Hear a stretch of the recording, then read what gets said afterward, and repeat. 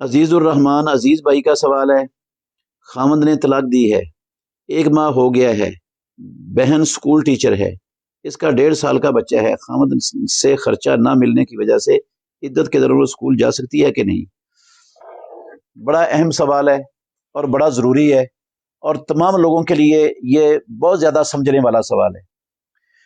ایک ہوتی ہے عدت اور ایک ہوتا ہے سوگ، یہ دو الگ الگ چیزیں ہیں۔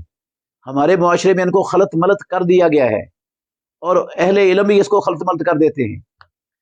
عدت جو ہوتی ہے نا، یہ طلاق کی صرف 3 مینسز ہوتی ہے، جس کو مینسز نہیں آتی اس کے لیے 3 مہینے ہوتی ہے، یا وضع حمل ہوتی ہے اگر عورت حاملہ ہو تو اس عدت کے اندر صرف ایک حکم ہے کہ نکاح نہیں کر سکتی یہ عورت آگے، باقی گھر سے باہر نہیں جانا، میک اپ نہیں کرنا، اچھے کپڑے نہیں پہننے، ایسی کوئی پابندی نہیں ہے کتاب و سنت میں۔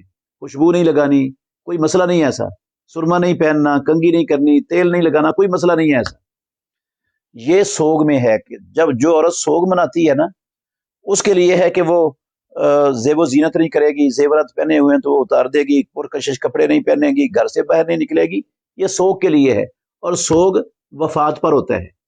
اگر خامند کی وفات ہے تو بیوی کو 4 مہینے 10 دن سوگ منانا فرض ہے، اور اگر گھر کے کسی اور شخص کی وفات ہوئی ہے، کسی قریبی کی، باپ کی، بھائی کی، بہن کی، ماں کی، کسی اور قریبی رشتہ دار کی گھر میں، تو 3 دن سوگ منا سکتی ہے، فرض نہیں ہے۔